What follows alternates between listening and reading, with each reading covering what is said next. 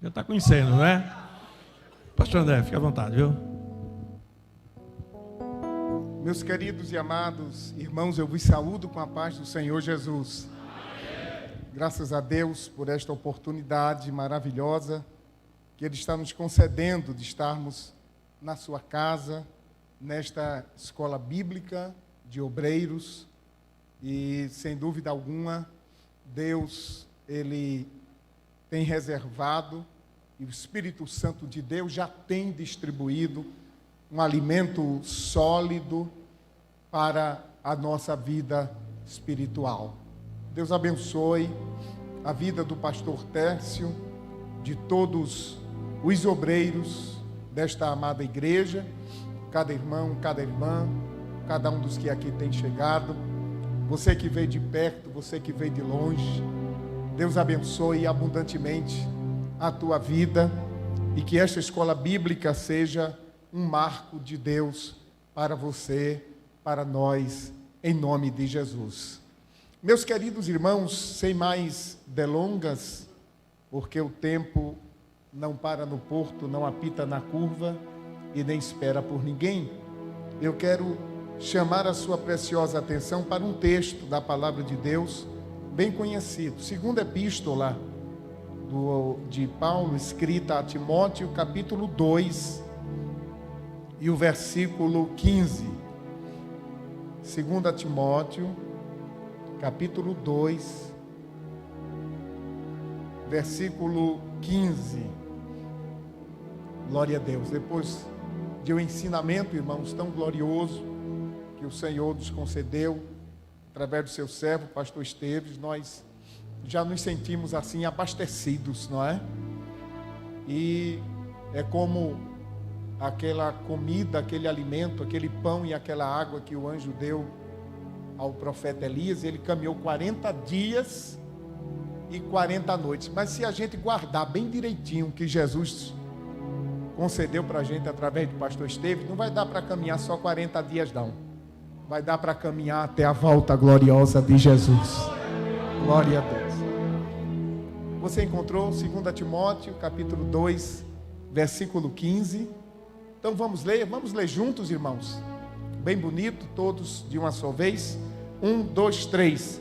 Procura apresentar-te a Deus aprovado, como obreiro que não tem de que se envergonhar, que maneja bem a palavra da verdade. Quem pode dizer amém? Amém. Deus bendito, nós te louvamos, Senhor, por este momento que tu nos concedes de mais uma vez ministrar a tua palavra. Senhor, nada sou sem ti. Eu te peço, Senhor, a tua misericórdia. Faz de mim como aquela torneira por onde sai a água pura e cristalina, que é a tua palavra. E que cada um que aqui chegou, Senhor, seja descedentado por ela nesta tarde, no nome de Jesus. Amém. Podeis assentar, queridos irmãos. Meus amados irmãos, esta é a segunda epístola que Paulo escreveu a Timóteo. Como todos sabem, um jovem obreiro que foi fruto de um casamento misto, porque a sua mãe era judia e o seu pai era grego. Está lá em Atos capítulo 16, versículo 1. E acredita-se que este jovem, ele se converteu ao Evangelho de Jesus Cristo na ocasião da primeira visita de Paulo à cidade de Listra. E desde então, Timóteo passou a ser seu filho na fé. Recebeu preciosas instruções no Evangelho da parte de sua avó Lloyd. Provavelmente a sua avó se converteu primeiro do que a sua mãe, e a sua mãe também, certamente, depois de convertida, contribuiu nesta instrução no Evangelho para a vida de Timóteo. E apesar de ter pai grego, certamente Timóteo foi criado como um menino judeu. E aquilo que ele aprendeu desde a sua infância tornou-se realidade na sua experiência, à medida em que ele foi crescendo e se desenvolvendo. É por isso que o apóstolo Paulo, nesta mesma epístola, nesta segunda epístola, que escreve a Timóteo, no capítulo 3 e o versículo 14, fala de que foste inteirado. Então ele foi devidamente instruído. Isso se tornou um privilégio para a vida de Timóteo, assim como certamente tem ocorrido com muitos dos que aqui estão, tiveram a oportunidade de, na sua infância, ser criado em um lar cristão, instruído na palavra de Deus e no Evangelho. E o apóstolo Paulo registra o chamado ministerial de Timóteo, ainda muito jovem. Aliás, ele foi consagrado para a obra do ministério pelas mãos do próprio Paulo. Ele diz isso na segunda epístola, no capítulo 1 e o versículo 6. E no capítulo 4 da primeira epístola e versículo 14, Paulo menciona também a imposição de mãos do presbitério. E no capítulo 6, versículo 12 da primeira epístola, o apóstolo Paulo menciona também o voto de consagração que foi feito por Timóteo perante a congregação. Depois disto, Paulo dá a entender, na primeira epístola, no capítulo 1, versículo 18, que houve uma mensagem profética de encorajamento àquele jovem ministro do Evangelho. Quando os anciãos da igreja impuseram as mãos sobre Timóteo, ele recebeu dons espirituais, capacitando-o para a realização da obra. Mas Timóteo não começou como ministro, ele começou como ajudante de Paulo. Eu disse ajudante, eu não disse bajulador, porque existe o que ajuda e existe o que bajula. No capítulo 16 de Atos dos Apóstolos, versículo 3, a Bíblia diz que Paulo quis que Timóteo fosse com ele. Então, possivelmente, a companhia de Timóteo era agradável, porque existem aqueles que muitas vezes ninguém quer. Você vai com fulano? Não, pastor, por favor, veja outra pessoa, não é? Mas a Bíblia diz que Paulo quis que Timóteo fosse com ele, e ele se torna um ajudante do apóstolo Paulo nas suas muitas missões, na obra gloriosa que ele fazia de cidade em cidade, de país em país, pregando incansavelmente o Evangelho. Quando Paulo escreveu esta epístola ao jovem obreiro Timóteo, ele estava escrevendo, na verdade, a sua última carta. Ele não escreveria mais nenhuma outra carta. Ele estava vivendo um período de intensa perseguição à igreja por parte do imperador Nero. Paulo já está preso, ele está sofrendo privações, como se fosse um criminoso comum, como já disse aqui o pastor Esteves na sua ministração, abandonado pelos amigos e pelas palavras que ele fala já no capítulo 4 para Timóteo, dizendo que o tempo da sua partida é chegado, ele sabe da iminência da sua morte, é como se Paulo tivesse a morte já bem diante dos seus olhos.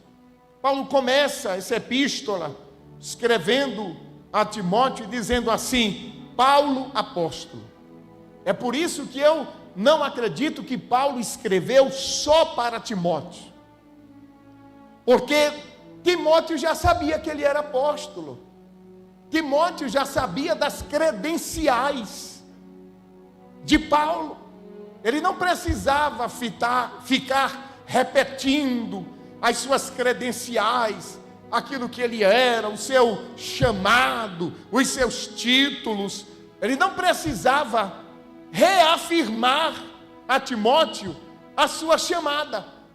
Então, é por isso que eu acredito que Paulo não escreveu a epístola a Timóteo por causa de um homem só, mas certamente com o objetivo de estabelecer através de um só homem a aplicação geral dos seus ensinamentos, para que aquele jovem obreiro pudesse transmitir a outros, assim como nós estamos sendo abençoados esta tarde pelas instruções de Paulo a Timóteo.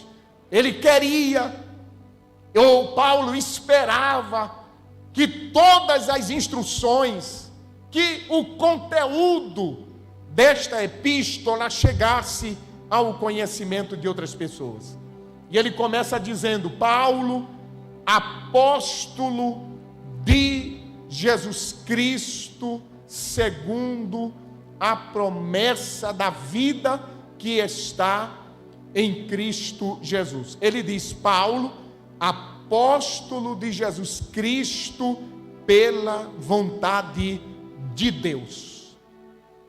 Então, a chamada para a obra é algo tão sublime, que não é um seminário que verdadeiramente autentica a nossa chamada, embora seja bastante importante para aumentar o nosso conhecimento, para nos fazer compreender doutrinas da palavra de Deus, nos aprofundarmos nela.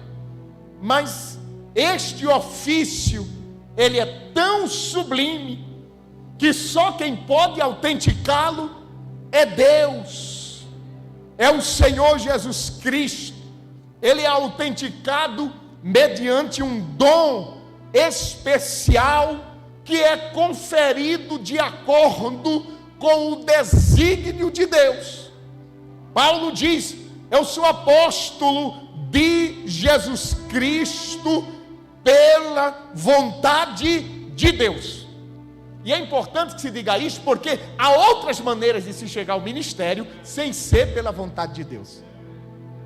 Você pode chegar por bajulação, como eu já falei. Você pode chegar por amizade, pode chegar por troca de favores, pode chegar por grau parentesco. Mas a única legítima e verdadeira autenticidade de uma chamada é quando ela se dá pela vontade de Deus. E quando é a vontade de Deus, muitas vezes a vontade do homem quer interromper, mas como é a vontade de Deus, mais cedo ou mais tarde ela vai se tornar realidade, porque ele diz: operando eu, quem impedirá? E em Marcos capítulo 3 a Bíblia diz que quando Jesus chamou aqueles para serem apóstolos, a Bíblia diz assim: e chamou a si os que ele quis, e vieram a ele. Então, é aquele que ele quer. Às vezes alguém põe defeito, às vezes alguém: esse aí não serve, esse aí não dá, esse aí não vai dar certo. Mas Senhor, por que tu chamaste? E às vezes nós mesmos nos interrogamos. O Williams cantou um hino aqui que no começo, não sei se vocês perceberam, na primeira estrofe do hino, fala sobre os defeitos, as dificuldades que nós temos. E no final da estrofe diz assim: muitas vezes eu disse sinceramente: abra mão de mim.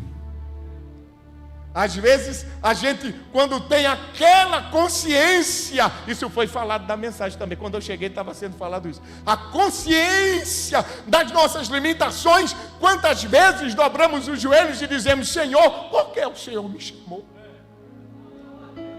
Eu não sou capacitado, eu não tenho preparo, Senhor. Eu não tenho força suficiente para dar continuidade, para dar andamento a esta obra. Abra mão de mim. Aí o Senhor diz: eu não abro mão, porque você está aqui, porque eu quis. Tinha muita gente ali melhor do que Pedro, melhor do que João, melhor do que Mateus, mas Jesus não quis. Jesus podia ter chamado Pilatos, salvado Pilatos, convertido a vida de Pilatos, botar Pilatos no apostolado. Aí disse: eu não quero. Podia ter passado lá no palácio de Herodes, transformar Herodes, colocar Herodes no ministério. Mas ele disse: eu não quero. Você vai para onde, Senhor? Eu vou lá no mar da Galileia. Mas o Senhor vai pegar quem? Pescadores. Mas, Senhor, essa turma não dá. Não dá para você, mas para mim vai dar. Eu vou trabalhar, eu vou lapidar e eu vou preparar para a minha obra. Aleluia! E ele diz assim: segundo a promessa da vida que está em Cristo Jesus. Ou seja, eu fui chamado de acordo com o Evangelho, porque o Evangelho é a promessa da vida em Cristo Jesus. E aí no verso 2, ele diz assim: a Timóteo, meu amado filho, graça, misericórdia e paz. Essa palavra misericórdia, ela só aparece nas chamadas epístolas pastorais.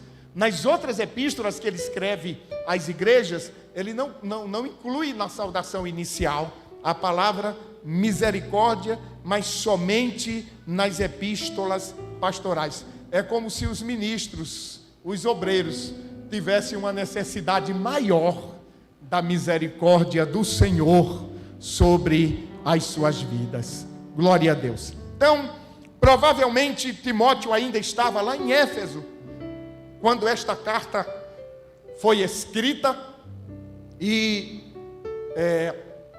provavelmente chegou às suas mãos através de Onesíforo. E Paulo, ele dedica, na primeira parte desta epístola, ele se dedica aos conselhos sobre os cuidados pastorais. Todo obreiro deveria necessariamente, imprescindivelmente, ler as epístolas pastorais. Todos os obreiros necessitam ler as epístolas pastorais, porque elas estão repletas de orientações, de conselhos sobre os deveres que estão sobre um obreiro. E é somente no finalzinho da carta que Paulo começa tratando dos assuntos pessoais. No meio dos conselhos pastorais está esse, do capítulo 2, versículo 15, que nós acabamos de ler. Procura apresentar-te a Deus aprovado. Quando Paulo usa essa palavra procura, ele está usando uma palavra grega que poderia ser traduzida por apressa-te, ou ela poderia ser traduzida como tenha urgência, ou então faça todo esforço para apresentar-se diante de Deus como obreiro. Paulo não diz assim: apresenta-te diante dos homens, exibe as tuas habilidades para os homens, mas ele diz assim: apresenta-te a Deus.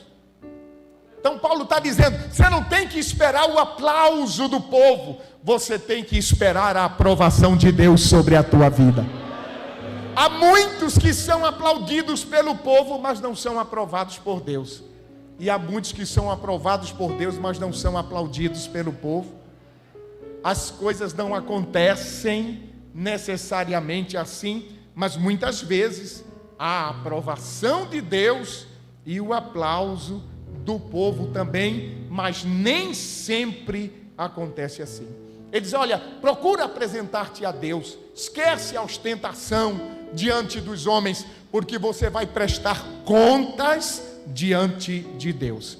E ele fala assim, procura apresentar-te a Deus como obreiro. Eu já falei isso aqui outro dia, mas eu vou repetir. Esta palavra obreiro, ela quer dizer literalmente operário. Procura apresentar-te a Deus como um operário, como um trabalhador braçal. Isso é importante que se diga, porque existem ministros, presbíteros e diáconos que, apesar de terem esses títulos, porém não são mais obreiros, não são mais operários, porque não querem trabalhar mais, porque não querem se esforçar mais, porque deixaram de ser pontuais, deixaram de ser assíduos, tornaram-se obreiros preguiçosos. Mas Paulo está dizendo, olha Timóteo, você já é um ministro, você já recebeu a imposição de mãos, você tem o título, você tem a carteirinha de pastor, mas não deixe de ser obreiro. Não deixe de ser obreiro, não é? Um dia, um pastor chegou na igreja onde o meu sogro servia, ele foi 21 anos vice-presidente de uma igreja. E chegou um pastor de um outro estado, que não conhecia, e tal, e chegou com as malas lá. Aí o diácono disse, onde tem um diácono aqui, irmão, para levar minhas malas, que eu vou ficar hospedado aqui na igreja. Aí meu sogro, que era o pastor, vice-presidente da igreja, pois não, irmão, estou aqui. Aí pegou as malas dele e levou lá. Coloque aqui, irmão, por favor, em cima da cama. Ele colocou lá, não é? Aí, quando ele estava nisso, aí veio um diácono, opa, mas pastor, o senhor levando as malas. Aí o pastor que estava visitando, o senhor é pastor? Ele disse, eu pensava que o senhor era diácono. Ele disse, também. Glória a Deus, glória a Deus. Olha para quem está do teu lado e diga, pelo amor de Deus, meu amigo, nunca deixe de ser um obreiro, nunca deixe de ser um operário na obra do Senhor. Mas não é qualquer tipo de obreiro. Ele diz assim, procura apresentar-te a Deus como obreiro aprovado. Aprovado por quem? Por Deus. É Deus quem nos aprova, é Deus que nos testa. E ele diz assim, obreiro aprovado, que não tem de que se envergonha. E ele fala sobre essa questão, o cuidado para não se envergonhar, em várias partes dessa epístola. Por exemplo, no capítulo 1, versículo 8, no versículo 12, no versículo 16. Então, um obreiro, um operário que não tem de que se envergonhar. O profissional, o operário, o trabalhador, o obreiro que trabalha bem, ele não passa por vergonha. Sim ou não, irmãos? Sim, o obreiro que trabalha bem. E ele diz assim, que maneja bem a palavra da verdade. E aí, ele está usando uma metáfora. Paulo está usando uma metáfora que Timóteo conhecia bem, e é aquela metáfora inspirada nos lavradores que aravam a terra em linha reta. Então, que maneja bem poderia ser traduzido que corta reto, que corta certo. Faz lembrar também o alfaiate, que vai cortar um tecido, mas ele tem que cortar certo, senão vai perder a roupa, senão vai perder o trabalho. A habilidade do profissional do alfaiate, ela se revela exatamente no momento do corte. Quando alguém olha uma roupa assim e diz, rapaz, essa aí tem um corte perfeito. Amém? Olha para quem está do teu lado e diga assim, um obreiro aprovado, ele vai saber usar o instrumento da maneira certa, para a execução do trabalho que Deus colocou nas suas mãos. Aleluia! Então, quando Paulo diz assim: procura apresentar-te a Deus aprovado como obreiro que não tem de que se envergonhar, que maneja bem a palavra da verdade. Então, nós queremos, de maneira resumida, falar sobre 3 coisas importantes nesta relação do obreiro com a palavra de Deus. Primeira grande necessidade desse relacionamento do obreiro com a palavra é que o obreiro precisa conhecer a palavra. Repita comigo: o obreiro precisa conhecer a palavra. Por que é que o obreiro precisa conhecer a palavra? Primeiro, porque a palavra, ela é uma ferramenta essencial no plano da salvação. Nós fomos salvos através da pregação da palavra de Deus. Em Romanos 1,16, o apóstolo Paulo fala que o evangelho de Jesus Cristo é poder de Deus para a salvação de todo aquele que crê. Mas a palavra de Deus, ela não apenas tem este poder de operar, é o instrumento para a salvação, mas também nós fomos regenerados pela palavra. Em Tito capítulo 3, versículo 5, o apóstolo Paulo fala que nós fomos regenerados pela lavagem que vem através da palavra de Deus. E não apenas salvos e regenerados, mas também santificados pela palavra. João 17:17, santifica-os na verdade, a tua palavra é a verdade. Então o obreiro precisa conhecer a palavra, porque ele foi salvo, regenerado e santificado através da palavra.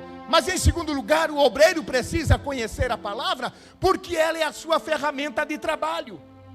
Diga comigo: a Bíblia Sagrada, a palavra de Deus, é a minha ferramenta de trabalho. Porque você não foi constituído obreiro para ocupar o púlpito da igreja contando as histórias da sua vida. Você pode contar aqui ou ali uma experiência para ilustrar aquele ensinamento, experiência que você teve com Deus. Você não foi chamado para dizer: irmãos, eu estou tão feliz porque hoje de manhã eu me acordei com vontade de comer macaxeira com charque e minha mulher preparou macaxeira. O povo não quer saber de macaxeira com charque. O povo quer ouvir a palavra. Por isso o obreiro precisa ter prazer na palavra de Deus.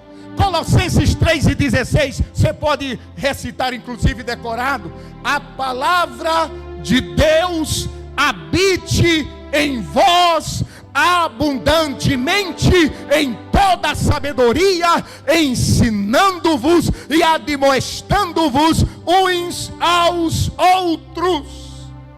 A palavra só pode habitar abundantemente dentro de nós se nós tivermos prazer na palavra. Mas ultimamente se tem mais prazer nas redes sociais do que na palavra. A palavra de Deus habite em vós. Isto fala da permanência da palavra.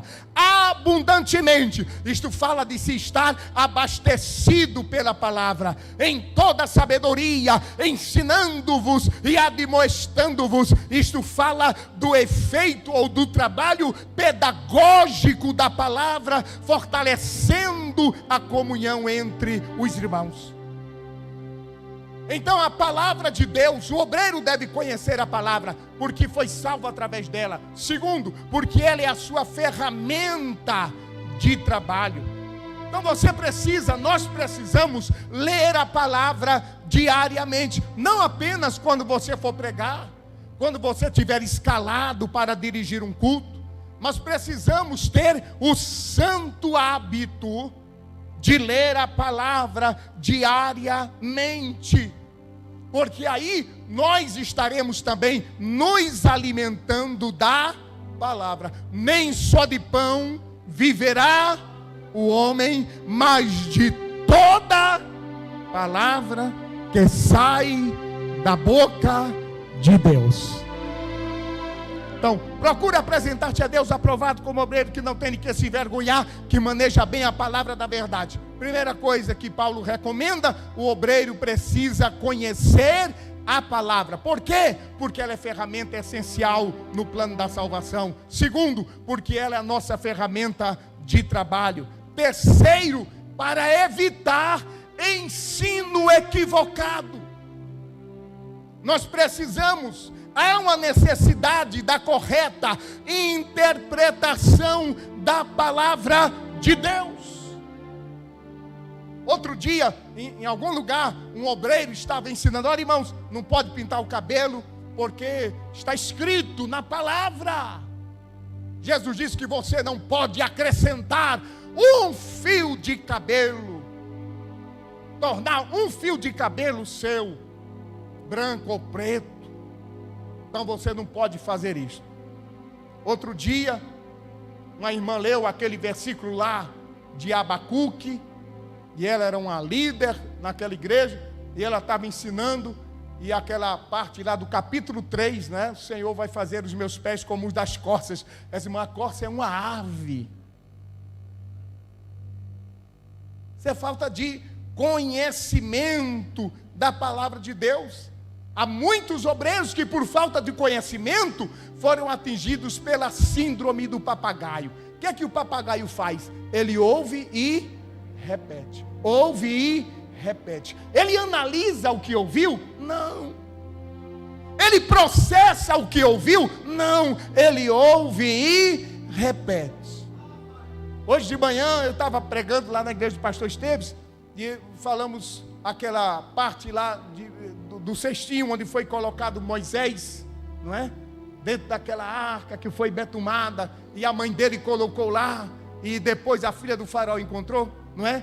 E tem muita gente, ela soltou o cestinho no rio. Eu já vi até pregador dizer isso, irmão. E Deus dando o livramento dos crocodilos que tinha ali. E o cestinho, irmão, a Bíblia não diz isso. A Bíblia diz que ela colocou ele ali preso nos juncos. Então, ensinamentos equivocados. Para eu não ensinar equivocadamente, eu preciso conhecer a palavra.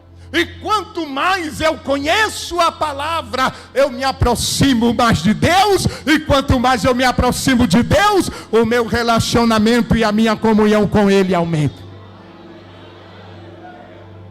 Olha, irmãos, às vezes lá na nossa igreja, quando estou pensando em chamar algum obreiro para ser obreiro, uma irmã, para exercer algum cargo de liderança, às vezes num culto assim, sem mais nem menos, irmã fulana, irmão Beltrano, venha fazer a oração aqui.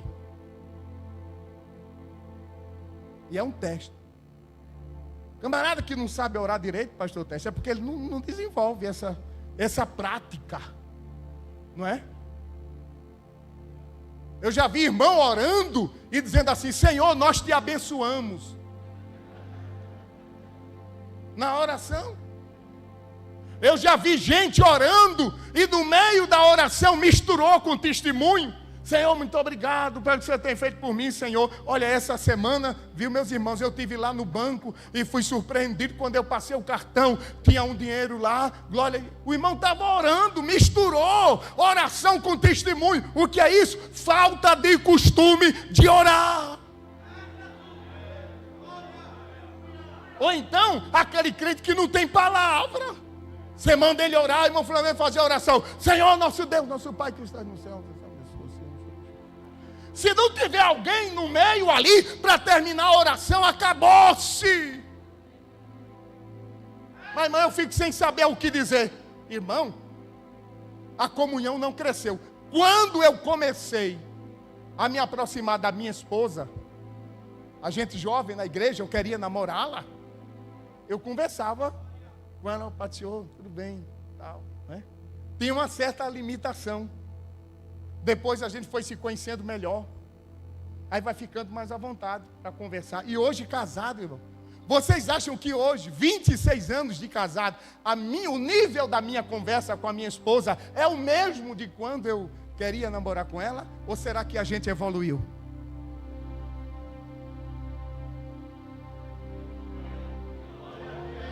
Como ela era muito tímida, eu escrevi assim, ó. Primeiro eu vou falar sobre isso, depois eu falo sobre isso, depois eu falo sobre isso. Aí tinha uns tópicozinhos que eu ia... Porque ela era muito tímida. Mas hoje eu não preciso fazer mais isso.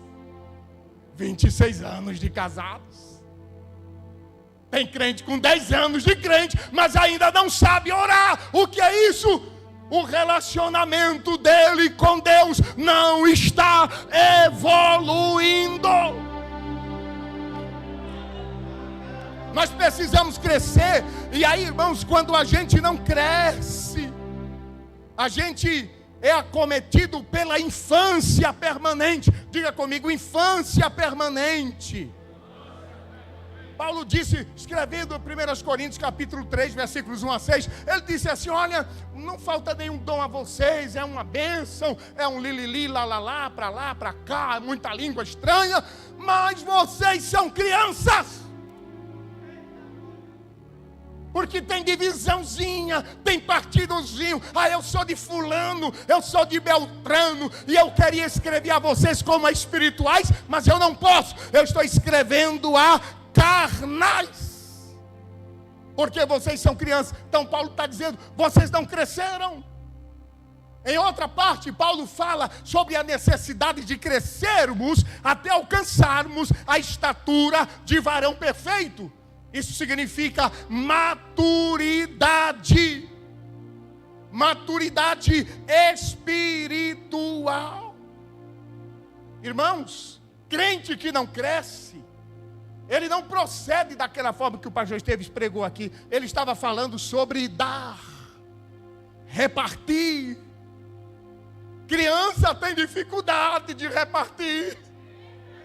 O pirulito, o docinho, o biscoitinho, o brinquedo.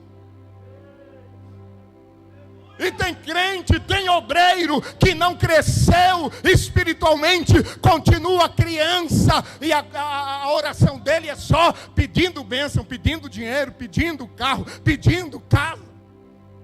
Deixe-me dizer uma coisa aqui esta tarde: dar é atributo de adulto.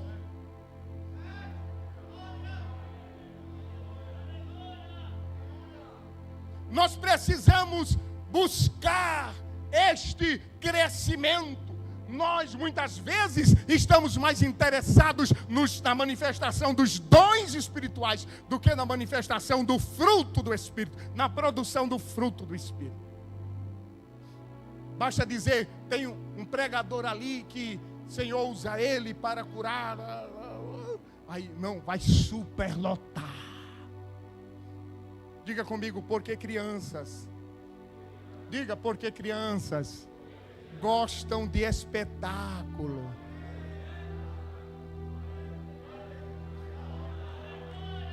Crente adulto gosta de escola bíblica de obreiro.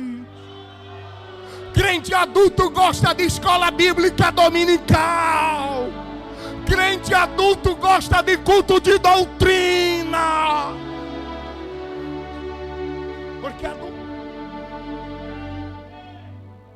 Quer ver? O outro sinal de quem não cresceu é quando o obreiro não sabe dar valor, o valor certo, às coisas certas.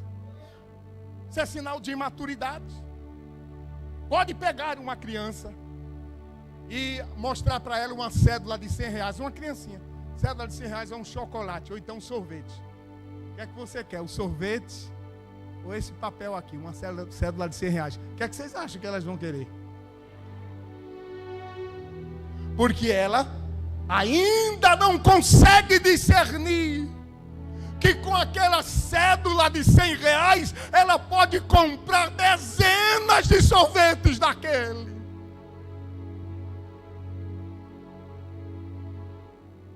E como é isso, pastor? É quando o obreiro deixa o culto pela praia. É quando o obreiro deixa a escola bíblica pelo shopping. É quando em pleno domingo, dia do Senhor, que tem culto na igreja, ele programa uma festa de aniversário em casa. significa que o nosso conceito de valores não está amadurecido. Quer ver outro sinal de obreiro que não cresceu, que não se tornou adulto? É quando ele faz promessa que não cumpre. Porque criança faz isso. Papai, eu prometo. Mãe, eu prometo. Não é assim? E tem obreiro, irmão, que é feito criança. Chega para o pastor, pastor, pode contar comigo. Na hora que o pastor precisa contar, cadê ele?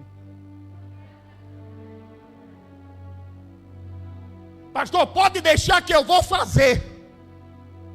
E não faz. Então nós precisamos, em primeiro lugar, conhecer a palavra. Exatamente para isso, para que possamos, através desse conhecimento, crescer. Segunda coisa, e eu vou acelerar mais, o obreiro precisa viver o que diz a palavra. Primeiro, conhecer, mas também ele precisa viver o que diz a palavra. Diga comigo, o obreiro precisa viver o que diz a palavra.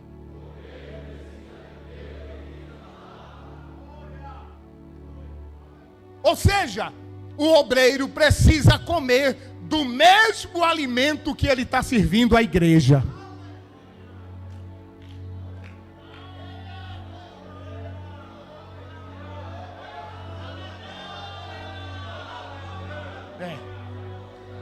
Já foi dito aqui também, falar para os outros é fácil. Difícil é você aplicar a si mesmo. Tiago capítulo 2, versículo 12 diz: assim falai e assim procedei. Olha para quem está do teu lado e diga assim: pelo amor de Deus, quando você estiver pregando, pare de falar coisas somente para impressionar. Procure viver aquilo que você está falando. Porque falar é fácil. Falar, até papagaio fala. Difícil é viver. 2 Pedro capítulo 2, versículos 1 e 2. Pedro fala sobre falsificação. Ele disse: e também houve entre o povo falsos profetas, como entre vós haverá também falsos doutores, ou seja, falsos ensinadores da palavra, que introduzirão encobertamente heresias de perdição e negarão o Senhor que os resgatou, trazendo sobre si mesmos repentina perdição. E muitos seguirão as suas dissoluções, pelos quais será blasfemado o caminho da verdade. Está falando de falsos ensinadores, irmãos. E é difícil às vezes, porque o falso é muito parecido com o verdadeiro. Tem muita calça, camisa e até dinheiro falso que passa facilmente como se fosse verdadeiro. E aí, eu já trabalhei em banco. Você tem que aprender algumas coisas, não é? Com o tempo, manuseando dinheiro, você pega uma cédula falsa, você parece que acende aquela luz vermelha. Documento falso. Uma vez um cidadão chegou para receber uma ordem de pagamento e ele chegou com a identidade. Na hora, identidade, no meu pensamento, né, tem alguma coisa. Claro que foi Deus também, né? Deus dá livramento a gente. E eu olhei assim. Aí eu disse: o senhor pode confirmar o nome completo do seu pai? O nome do meu pai está aí. Eu digo: eu sei que está aqui. Estou só pedindo para o senhor confirmar. Não, mas está aí. Eu não dei ao senhor a identidade. Eu sei, mas eu estou para lhe pagar uma ordem de pagamento aqui, e eu preciso de algumas confirmações. Não, tá aí, não vou dizer não, tá aí na identidade. Eu digo, então só aguarda só um minutinho. Aí fui lá dentro, mas eu fui só para fazer, né? Fui lá para dentro, irmão, e fiquei lá de longe observando ele. Ele olhou para um lado, olhou para o outro, foi embora. E a identidade ficou lá. Não era ele, era um falsário. Irmão. Irmão, ultimamente estão falsificando até carta de recomendação. Obreiro que chega com uma carta da convenção A, B, C, dizendo que é pastor, que é evangelista, que é presbítero, e às vezes aquela carta é falsa. E eles esperam que você não telefone para a convenção. Aí você vai e telefona. Mas não, irmão, esse obreiro aqui não. Coisa falsa. Os gibeonitas chegaram para Josué, disseram, a gente veio de longe, a gente já vem caminhando há vários dias, olha a nossa roupa, olha os nossos pés empoeirados, olha o nosso pão gasto aqui, ó. Vocês vieram de longe, foi, e Josué só olhando para o rosto deles, aliás, só olhando para os pés, para a roupa, para o pão, esqueceu de olhar para o rosto. Ele não consultou, ele foi apressado. Gibeonita, eu acho que ele está falando a verdade. Reconhece logo o ministério dele. Olha, pega aí o nome dele, põe lá, vamos aprovar. Olha, irmão, chega, é tão humilde, irmão. Oh, irmão, tão humilde ele. Aprova, reconhece, consagra. Aí não consultou o Senhor. Aí depois alguém chegou e disse, rapaz, é tudo mentira, Josué. Eles são daí do lado, ó. É tudo gibeonita. E agora, para desmanchar? Desmanchar, não, mas o pastor tem autoridade. É verdade, mas desmanchar é fácil, pastor Técio? Não é fácil. Tem efeitos colaterais. Tem problemas. O falso, muitas vezes, ele é muito parecido com o verdadeiro, e você só descobre quando você começa observando os detalhes. Apocalipse capítulo 10, versículos 9 e 10. Só vou pedir para você ler esse versículo. Quem pode ler bem alto, bem forte? Já estou terminando. Apocalipse 10, versículos 9 e 10.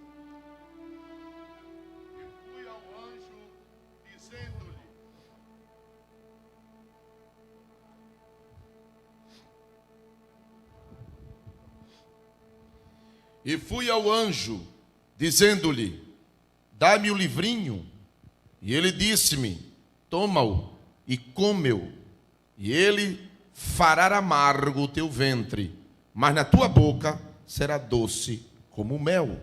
E tomei o livrinho da mão do anjo e comi-o, e na minha boca era doce como mel. E havendo comido, o meu ventre ficou amargo. Na boca era? É doce falar. Sabor de mel. Pegar o cinturão no púlpito, ó, e tá.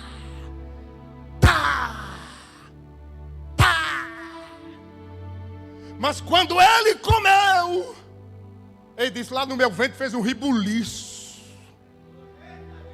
Negócio esquentou, amargou.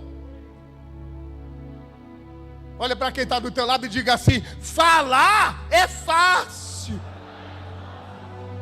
mas comer a palavra vai provocar um ribuliço no âmago da tua vida. Porque tem crente, irmão, que ele tem a síndrome do Minotauro.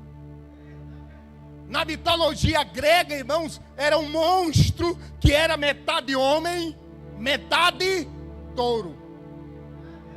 Que tem crente que é assim, na igreja ele é uma bênção, lá fora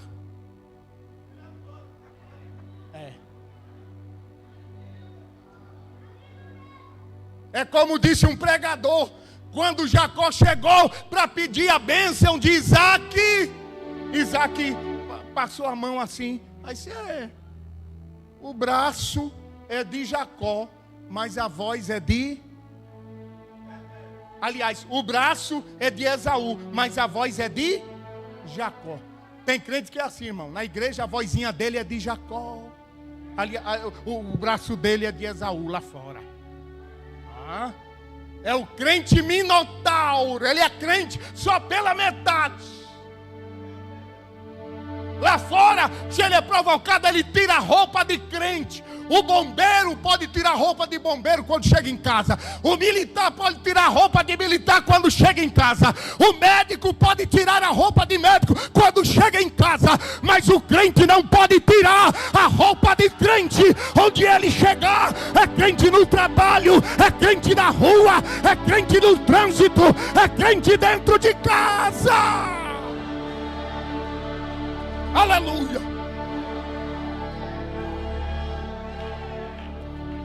Olha para quem está do teu lado e diga assim: tem determinadas frases que não combinam mais com você. Diga assim, vou te dar um exemplo. Diga, eu sou crente, mas não sou besta. Diga, essa frase não combina mais com você não. Diga, quer ver outra? Jesus, me dá 5 minutinhos para eu arrebentar a cara desse sujeito.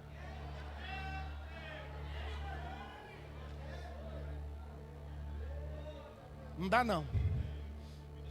Levítico 6:28, Deus disse assim: Moisés, fala para Arão que aquele vaso de barro onde o sacrifício for colocado, depois de preparar, tem que quebrar o vaso.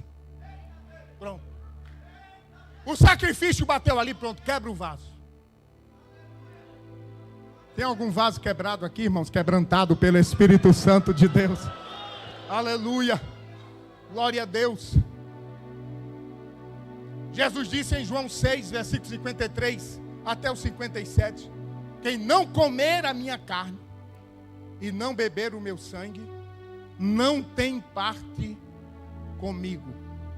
Enquanto a comida está no prato, na travessa, na bandeja, em cima da mesa, é uma coisa, mas depois que ela é ingerida, ela passa a fazer parte do meu corpo. Não se espante, mas tem obreiro que depois de doutrinar a igreja, sai do púlpito e vai se prostituir. Tem pregador que depois de pregar num congresso, vai para o quarto de hotel com uma garota de programa. E existe, infelizmente existe. Serviu a comida, mas não comeu a comida. Quando eu como a comida que eu estou servindo, eu como também. Isso fala de comprometimento.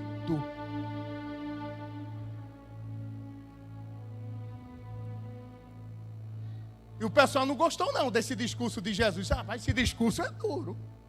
Jesus disse, pois é. Aí um disse, eu vou comer a carne dele, beber o... Eu não quero não, vou sair. E tu queria o quê? Eu queria aquela parte do pão multiplicado, o peixe. Eu queria aquela parte, mas agora ele começou a sair. E Jesus ali, firme. Saiu 1, 2, 10, 30.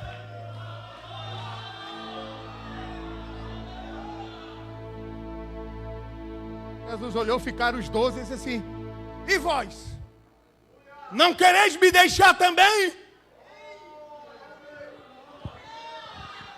Eles disseram, para quem iremos nós? Tu tens as palavras de vida eterna. A palavra é dura, mas alimenta. A doutrina é pesada, mas edifica. Aleluia, aleluia, aleluia. Tem a fase do leitinho, mas tem a fase da feijoada, do mocotó. Aleluia, para te dar força para caminhar. vou terminar agora. Procura apresentar-te a Deus aprovado como obreiro que não tem de que se envergonhar, que maneja bem a palavra da verdade. Então o obreiro precisa, primeiro, conhecer a palavra. Segundo, viver o que diz a palavra. Terceiro, o obreiro precisa transmitir a palavra. Como transmitir a palavra? Primeiro, com responsabilidade. Você precisa refletir antes sobre aquilo que você vai falar, antes de você dizer à igreja. Preciso refletir.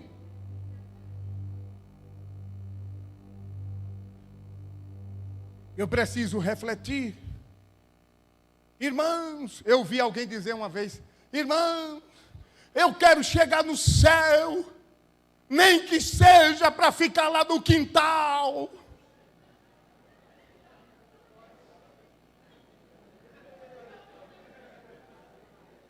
Fala sem refletir. Jesus disse aos discípulos na ocasião da multiplicação: dá-lhes voz de comer. Então Jesus está dizendo que é responsabilidade do obreiro alimentar a igreja com a palavra de Deus. Tenha cuidado para não ensinar a igreja os seus próprios conceitos, dizendo que é doutrina bíblica sem ser. O obreiro precisa transmitir a palavra. Como? Primeiro, com responsabilidade. Segundo, com conteúdo. Se prepare para pregar. Estude aquilo que você vai dizer, porque a igreja não quer ouvir histórias. Transmita a mensagem da palavra de Deus coordenadamente. Começo, meio e fim.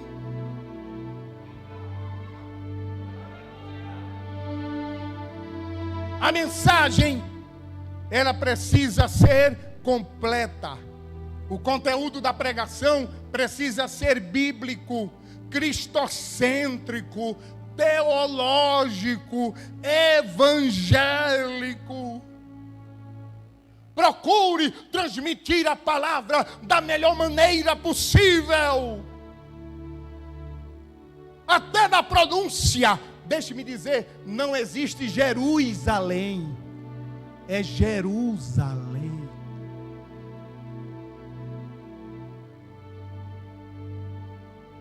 Não existe Samos. É somos. A palavra glória não existe, é glória.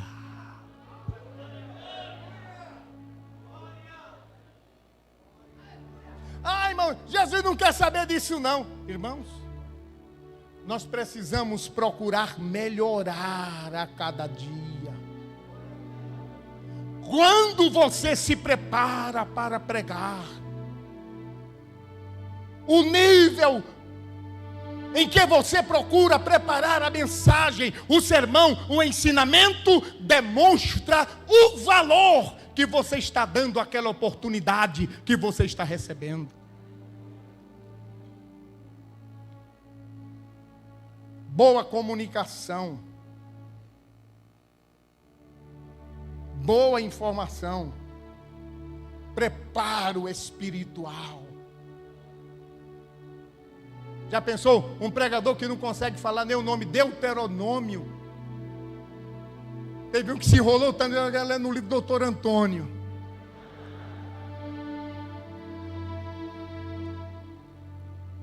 Êxodo, irmão, eu quero ler aqui no Exodó. Desculpa, irmãos, Éxodo. Ficou pior. Disse o mais difícil. Então o obreiro precisa transmitir a palavra e precisa fazer isso, buscar fazer isso da melhor forma possível. Terceiro, o obreiro precisa transmitir a palavra com veracidade.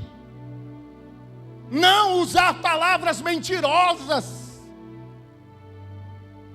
Uma vez eu estava em um culto e eu era diácono, ainda muito jovem. E havia um outro jovem na igreja, E ele gostava de pregar, e eu chamei ele para ir comigo em um culto. E nós fomos. E quando chegamos lá, eu dei a oportunidade para ele dar uma palavra. Era um dia de domingo, ele deu uma palavra maravilhosa. Depois ele contou a experiência lá no trabalho dele, irmãos. E havia um grupo que não gostava de crente. Quando ele largou da fábrica, tinha uma pessoa lá na cadeira de roda, e eles cercaram e disseram: aí, irmão, olha aí, irmão, o Senhor disse que Jesus cura, olha aí, irmão. E ele ficou assim, e ele queria sair, mas as pessoas não deixavam, e ele ficou ali: Jesus, tenha misericórdia de mim. Eles começaram a desafiar. Ele disse que fechou os olhos e só ouvia aqueles desafios. Olha aí, cadê o evangelho? O Senhor disse que Jesus cura, olha aí, o Senhor disse que Jesus ainda hoje faz milagre, olha aí, meu irmão, cura esse paralítico, cura. E ele ficou ali tão nervoso. Ele pediu misericórdia a Deus, mas disse que em determinado momento ele foi cheio do poder do Senhor. Aí ele foi na direção daquela pessoa que estava na cadeira de roda e disse assim: o meu Jesus é o mesmo ontem, hoje e eternamente. E os milagres que ele operou no passado, ele ainda opera hoje. Eu creio nisso, você também crê? E aquele paralítico disse: eu creio. Ele disse: então, em nome de Jesus, levanta-te e anda. A igreja reagiu assim, igual você. Mas eu ouvi uma voz no meu ouvido e disse assim: é mentira. Um balde d'água fria em mim. A igreja toda glorificando. Eu era um jovem, mas eu ouvi, pastor Esteves, uma voz dizendo: é mentira. Eu digo: Jesus, história tão linda dessa, Senhor. Ficou aquela palavra: é mentira.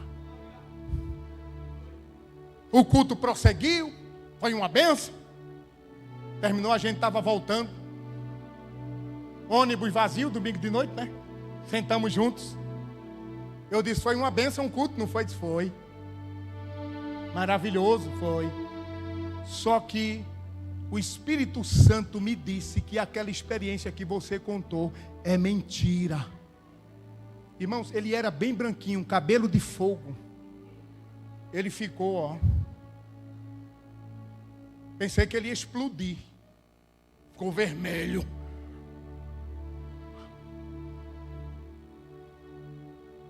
Mas ele não resistiu. Eu só falei uma vez. Ele disse: era só uma ilustração.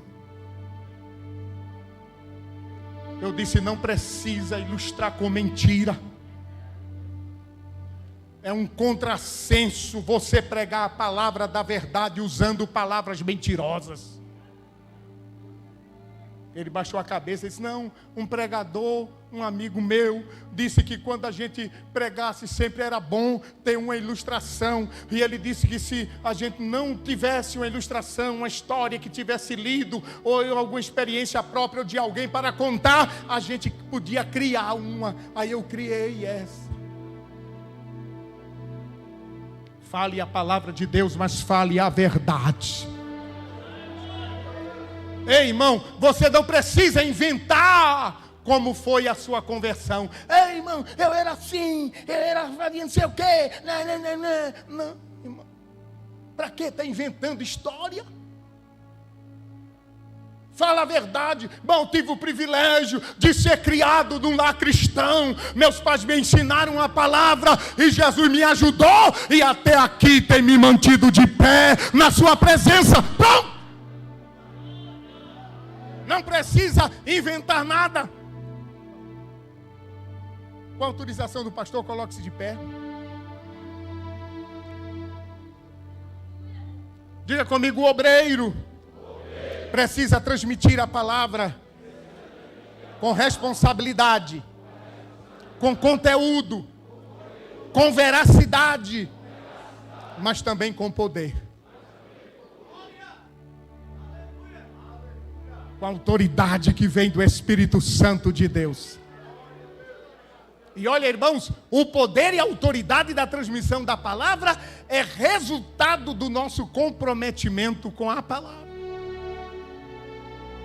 Quando Jesus falava, as pessoas diziam assim: ele fala com autoridade. Como é que as pessoas diziam de Jesus? Ele fala com autoridade. Como quem tem autoridade. Eu pergunto, humanamente falando, Jesus tinha alguma autoridade? Ele era chefe de alguma sinagoga?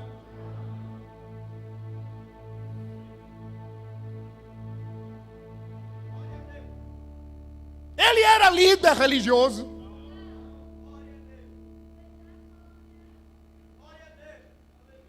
Ele era líder de um grupo como os fariseus, como os saduceus? Não. Ele era membro do sinédrio? Não. Humanamente falando. Ele era sacerdote? Não. Mas quando ele abria a boca,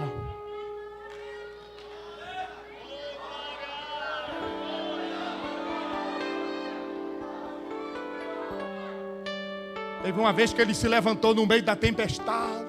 Disse: a gente vai morrer, vai morrer. Ele se levantou. Acalma-te, mar. Cala-te, vento. Aí houve bonança. Onde eles ficaram? Ei, Pedro, quem é esse? Que até o vento e o mar, ele manda e lhe obedece.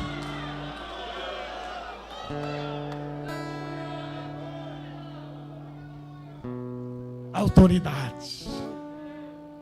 Sabe o que é que a igreja quer ver das nossas vidas? Não é autoritarismo, irmão. Autoritarismo é outra coisa. A igreja quer ver autoridade na palavra de Deus. A autoridade que vem do Espírito Santo. Mas sabe como é que o obreiro deve transmitir a palavra? Ele deve transmitir com responsabilidade, com conteúdo, com veracidade, com poder, mas ele deve transmitir também com humildade. É você o escalado hoje aqui? É, sou eu. Eu vou arrebentar. É o quê, homem? Tu vai ver isso. Se prepara aí, tu vai ver. E tem um mais animado, mais pentecostal, diz assim: hoje a tampa da chaleira vai voar. Aí quando chega no púlpito, aí ele não está lidando com um negócio que é dele, é de Deus, a palavra é de Deus, a igreja é de Deus, o dom é de Deus, a inspiração é de Deus, tudo é de Deus. Aí tem hora que Deus fecha a torneira assim, ó. O camarada bate daqui, bate dali e nada. Senhor, o que foi que eu...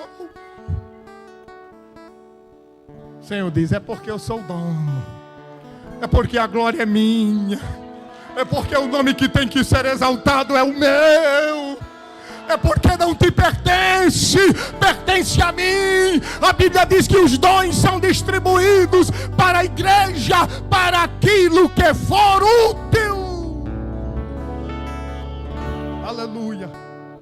Feche os seus olhos, curve a sua cabeça. Pai Celestial, eu quero te agradecer por esses minutos em que estivemos aqui transmitindo a tua palavra para a tua igreja. Quero te louvar pela vida de cada obreiro que aqui está. E eu quero te pedir que nos ajudes a sermos obreiros aprovados, a nos apresentarmos a ti antes de qualquer coisa, a termos, Senhor, o carimbo da tua aprovação na nossa vida, na nossa chamada, no nosso ministério. Ajuda-nos a cumprirmos, Senhor, a missão que tu tens conferido por misericórdia a cada um de nós. e que no final de tudo, o teu nome que é santo, que é poderoso e que é precioso, seja o único a ser honrado, adorado e magnificado, em nome de Jesus. Amém. Será que você já imaginou como será naquele dia?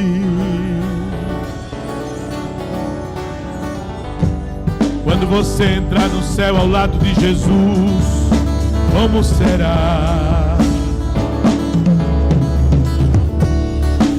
Será que você já pensou no que Ele vai te falar? Quando olhar bem dentro dos seus olhos e disser teu novo nome,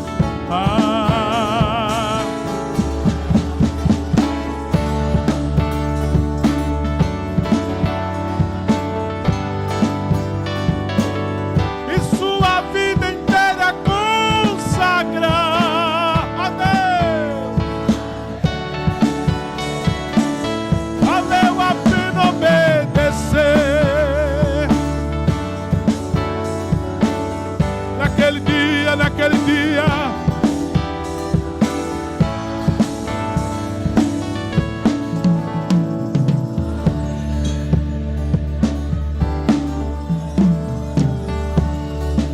será que você tem noção do que para você está preparado? O que o olho não viu, ninguém jamais pensou, e a mente humana não imaginou. Não há felicidade maior, nem prazer que possa assim ser comparado,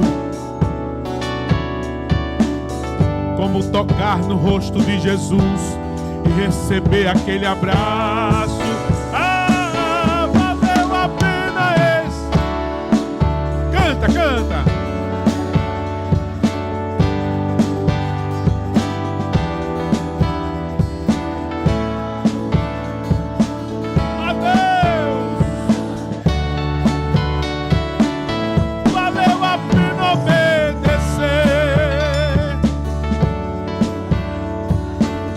Naquele dia,